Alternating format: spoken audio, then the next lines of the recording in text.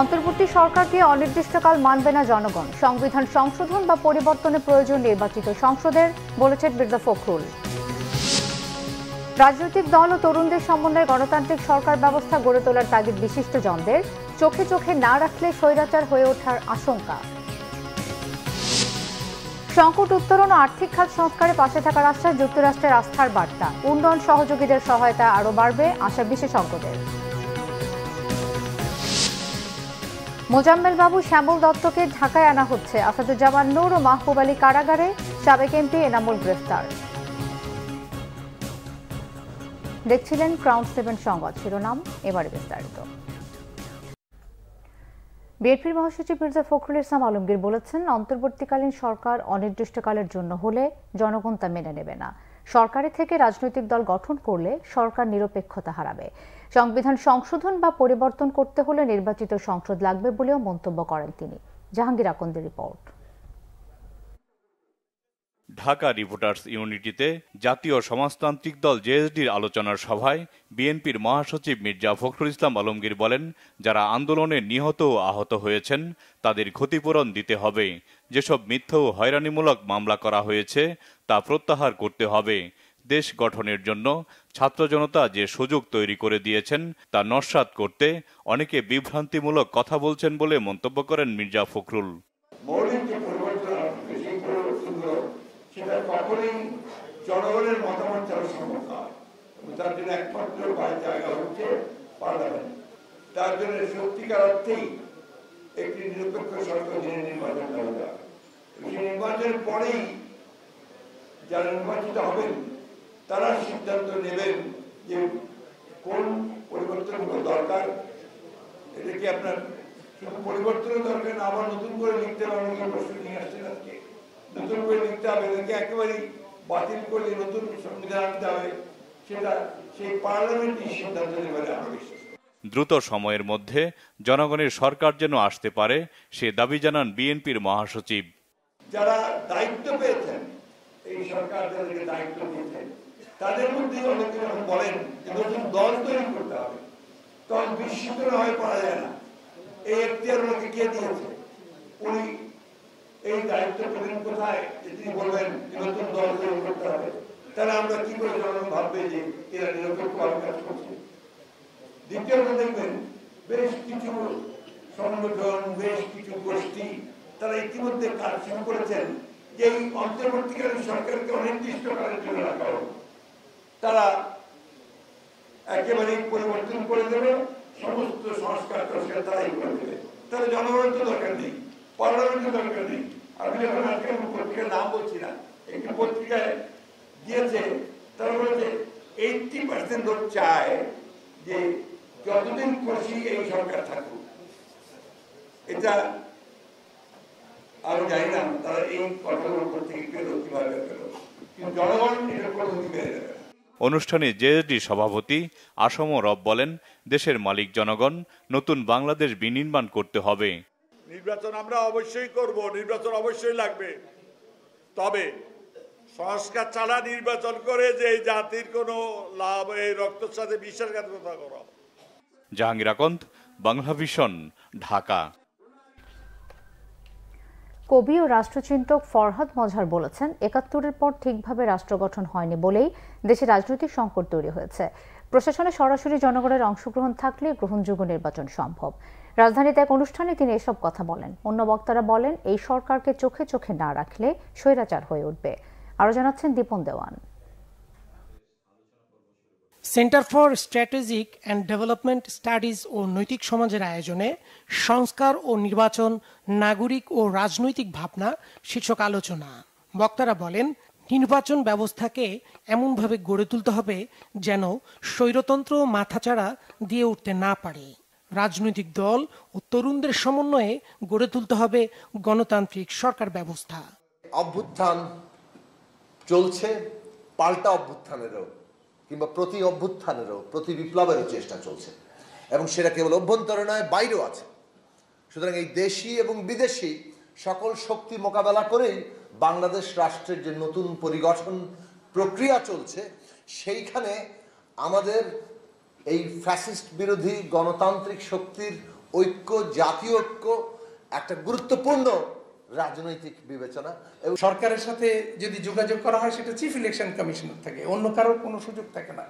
এমনও হয়েছে যে 4 জন নির্বাচন কমিশনারকে ইমপিচ করার জন্য বঙ্গভবনে একটা চিঠিও গিয়েছে, সেটাও আছে এখন, ওইগুলো দিজ আর অল রেকর্ডেড।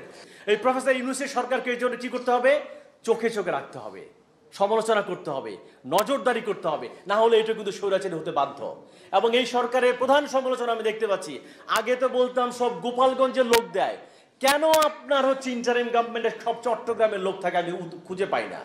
সেমিনারে বক্তারা বলেন, ছাত্র জনতার সাথে এই অভ্যুত্থানে সৈনিকদের অংশগ্রহণ ছিল, সেনাবাহিনীতেও সংস্কার প্রয়োজন।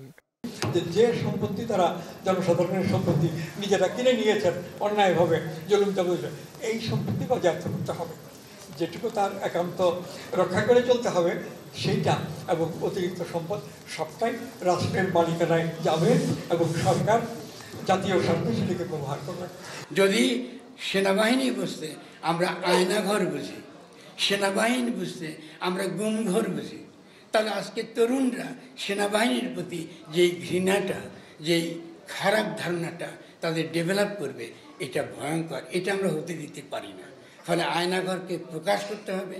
যেসব মানুষের গুম করে নিয়ে যাওয়া হয়েছে, যাদের কোনো চিহ্ন আমরা এখনো জানি না, যারা বেঁচে আছে কিনা, বেঁচে নাই কিনা চিহ্ন আমরা জানি না, সৈনিক ভাইদের প্রতি আমার আবেদন থাকবে, এটা খুঁজে বের করা তাদের দায়িত্ব, এটা তাদের দায়িত্ব। কারণ আমরা চাই না সেনাবাহিনীকে কোনো প্রকার আমাদের ইতিহাসে বিতর্কিত রাখতে। দ্রুত রাষ্ট্র সংস্কার করে একটি অংশগ্রহণমূলক নির্বাচনেরও তাগিদ দেন বক্তারা। দীপন দেওয়ান, বাংলা ভিশন, ঢাকা। সংকট উত্তরণে বাংলাদেশকে মার্কিন সহায়তার আশ্বাসকে ইতিবাচক বলছেন বিশেষজ্ঞরা। যুক্তরাষ্ট্রে বাংলাদেশের সাবেক রাষ্ট্রদূত এম হুমায়ুন কবির মনে করেন, আর্থিক খাত সংস্কার ও সুশাসন ফিরে পেতে মার্কিনীদের পাশে থাকার প্রতিশ্রুতি অন্তর্বর্তী সরকারের উপর আস্থার বার্তা। দেশটির সাথে এই সুসম্পর্কের খাতিরে বাংলাদেশে উন্নয়ন সহযোগীদের সহায়তা আরও বাড়বে বলেও আশা তার। আরও জানাচ্ছেন জিয়াউল হক সবুজ। 3 দিনের সফরে ঢাকা ঘুরে গেলেন যুক্তরাষ্ট্রের উচ্চ পর্যায়ের প্রতিনিধিরা। ব্রেন্ট নেইমারের নেতৃত্বে প্রতিনিধি দলটি বৈঠক করেছেন প্রধান উপদেষ্টা ডক্টর মোহাম্মদ ইউনূস সহ বিভিন্ন মন্ত্রণালয়ের উপদেষ্টা, গভর্নর ও ব্যবসায়ীদের সাথে। দেশের সুশাসন, স্বাস্থ্য ও কর্মসংস্থান সহ বিভিন্ন খাতে সহায়তার চুক্তিও সই হয়েছে। আমরা যে চ্যালেঞ্জটা এখন মোকাবেলা করছি, সেই জায়গাটাতে তারা আমাদের অবস্থাটাকে উপলব্ধি করছেন এবং সেটাতে উত্তরণের জন্য সরকারের যে উদ্যোগ, সেই উদ্যোগের পাশে থাকবার জন্য তারা ঘোষণা দিয়েছেন। তো আমি মনে করি সার্বিক বিচারে এটা ইতিবাচক। আর সবচেয়ে উল্লেখযোগ্য যেটা, এই মুহূর্তে আমাদের ক্রাইসিসে তো আমাদের পাশে কেউ এসে দাঁড়ায়নি, তো কাজে এটাই এখন আমাদের অপশন। অর্থনীতি সহ বিভিন্ন গুরুত্বপূর্ণ খাত সংস্কারে বাংলাদেশের চাওয়া সহায়তায় আগ্রহী যুক্তরাষ্ট্র। প্রভাবশালী এই দেশটি পাশে থাকলে অন্য মিত্ররাও আন্তরিকতা দেখাবে, এমন মত এই কূটনীতি বিশেষজ্ঞদের। এডিবি, ওয়ার্ল্ড ব্যাংক, IMF এর কাছে অলরেডি $5-6 বিলিয়ন চাচ্ছে। এই প্রতিষ্ঠানগুলোর সবচেয়ে বড় স্টেক হোল্ডার্স হচ্ছে মার্কিন যুক্তরাষ্ট্র, এবং মার্কিন যুক্তরাষ্ট্র যখন ইতিবাচক কথা বলবে, ইউরোপিয়ান ইউনিয়নও তাদের সাথে যোগ দেবে, জাপান তাদের সাথে থাকবে। তো কাজেই এডিবির কাছেও আমরা পয়সা চাচ্ছি। তো কাজে এই যে আন্তর্জাতিক সংস্থাগুলো আছে, আর্থিক সংস্থাগুলো, সেগুলোর কাছে আমাদের অনুরোধটা দ্রুততর করানোর জন্য মার্কিন যুক্তরাষ্ট্র এখানে ইতিবাচক ভূমিকা পালন করতে পারে। পাচার হওয়া অর্থ দেশে ফেরানো সহ বিভিন্ন খাতে মার্কিন কারিগরি সক্ষমতা বেশ কাজে দেবে, এমন আশা তার। ব্যাংকিং ক্রাইসিস বলেন, আপনি বৈদেশিক মুদ্রা ক্রাইসিস বলেন, বিদেশে টাকা পাচার হওয়ার বিষয়ের মতো বিষয়গুলো আছে। তো এই বিষয়গুলো তো নতুন আমাদের জন্য, কাজে অনেক জায়গায় আমাদের অভিজ্ঞতার ঘাটতি আছে। তো সেই ক্ষেত্রে মার্কিন যুক্তরাষ্ট্রের মতো একটা দেশ, যাদের টেকনিক্যাল সক্ষমতা আছে বা কারিগরি সক্ষমতা আছে, অর্থনৈতিক সক্ষমতা আছে, গুড প্র্যাকটিস আছে তাদের, এবং তারা ইচ্ছা করলে বাইরের অন্যান্য দেশ থেকেও সেই ভালো দৃষ্টান্তগুলো আমাদের সাথে শেয়ার করতে পারে, যেগুলো আমাদেরকে এই এখনকার সংকট উত্তরণে সাহায্য করতে পারে এবং ভবিষ্যতে একটা সংস্কার প্রক্রিয়া সম্পন্ন করে একটা গণতান্ত্রিক ব্যবস্থা, টেকসই গণতান্ত্রিক ব্যবস্থায় প্রত্যাবর্তনের সুযোগটা তৈরি করতে পারে। দীর্ঘদিন ঝুলে থাকা রোহিঙ্গা প্রত্যাবাসনেও আশা দেখছেন বিশ্লেষকরা। টেকসই হচ্ছে না। জিয়াউল হক সবুজ, বাংলা ভিশন, ঢাকা। রাজধানী যানজটের সমাধান খোঁজার জন্য ট্রাফিক পুলিশ ও বিশেষজ্ঞদের প্রতি আহ্বান জানিয়েছেন অন্তর্বর্তীকালীন সরকারের প্রধান উপদেষ্টা ডক্টর মোহাম্মদ ইউনূস। পুলিশের ঊর্ধ্বতন কর্মকর্তা ও বুয়েটের সড়ক বিশেষজ্ঞদের সাথে বৈঠকে এই আহ্বান জানান তিনি। ঢাকা মেট্রোপলিটন পুলিশকে ঢাকার যানজটের দ্রুত ও কার্যকর সমাধান বের করার নির্দেশ দেন সরকার প্রধান। রাজধানীর রাস্তার যানজট কমাতে বাস স্টপগুলোতে শৃঙ্খলা বিধানের উপর গুরুত্ব দেন। বৈঠকে বুয়েটের অধ্যাপক মোয়াজ্জেম হোসেন ঢাকার পরিবহন ও ট্রাফিক ব্যবস্থার উপর একটি প্রেজেন্টেশন উপস্থাপন করেন। সেখানে রাজধানীর যানজটের কারণে বছরে 40,000 কোটি টাকা ক্ষতির কথা উঠে আসে। ডিএমপির পক্ষ থেকে জানানো হয়, ট্রাফিক পুলিশ নিয়োগের সাথে সাথে গত কয়েক সপ্তাহে এরই মধ্যে ঢাকার যানজট পরিস্থিতির ধীরে ধীরে উন্নতি হচ্ছে। রাজশাহী 4 আসনের সাবেক সংসদ সদস্য ইঞ্জিনিয়ার এনামুল হককে গ্রেফতার করেছে র্যাব। দুপুরে রাজধানীর আদাবর থেকে তাকে বিস্ফোরক আইনে দায়ের করা মামলায় গ্রেফতার করা হয়।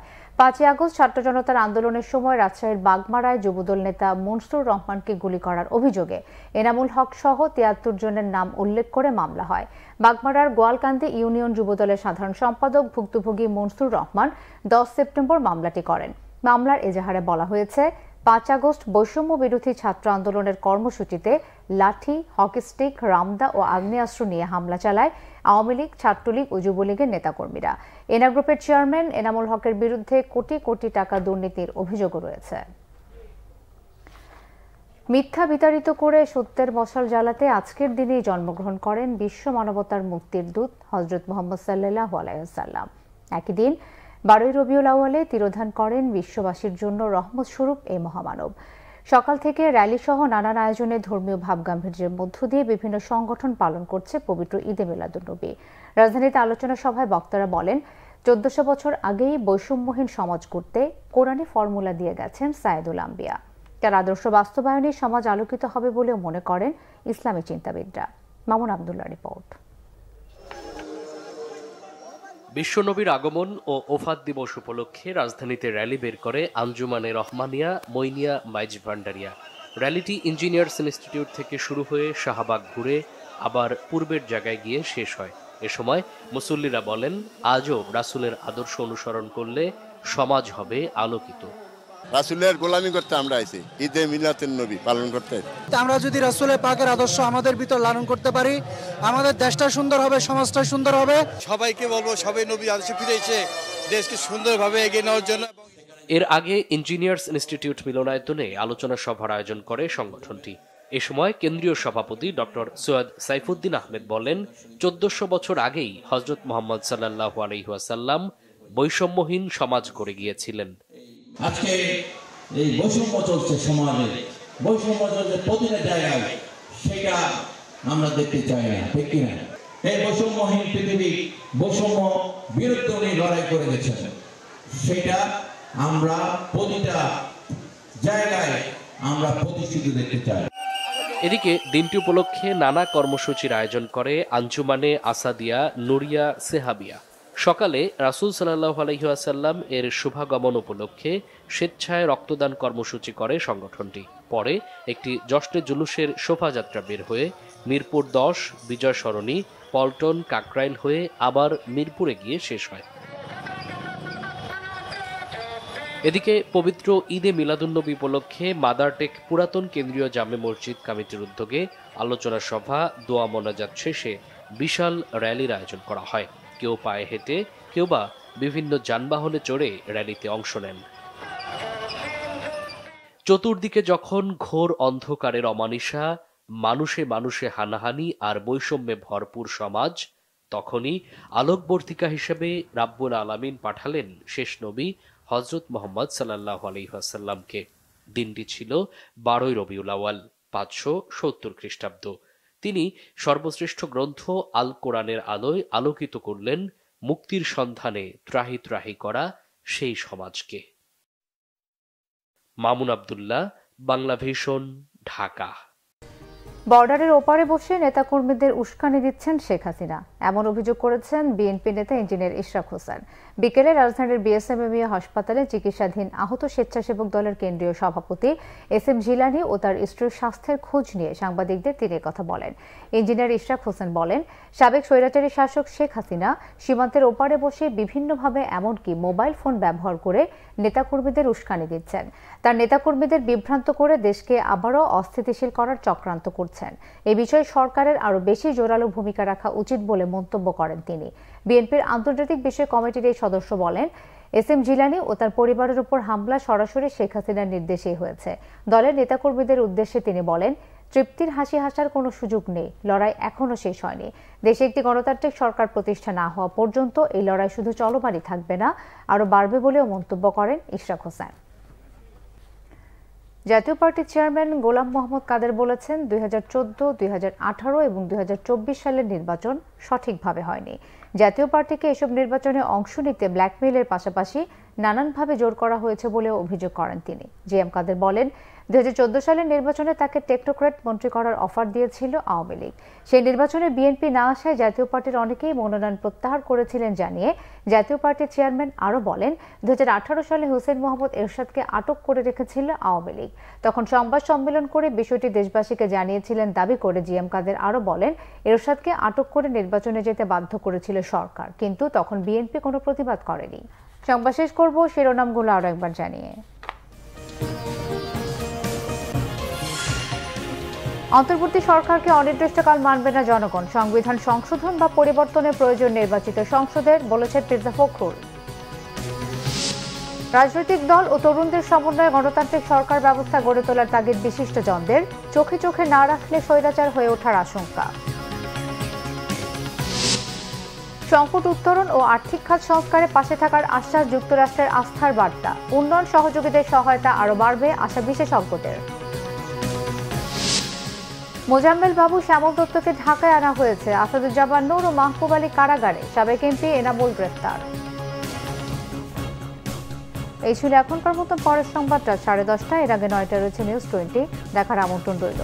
এছাড়া বাংলা ভিশন সংবাদ ও সংবাদ সংশ্লিষ্ট অনুষ্ঠান দেখতে ভিজিট করুন www.bvnews24.com ও facebook.com/banglavisionnews এবং সাবস্ক্রাইব করুন youtube.com/banglavisionnews। ধন্যবাদ।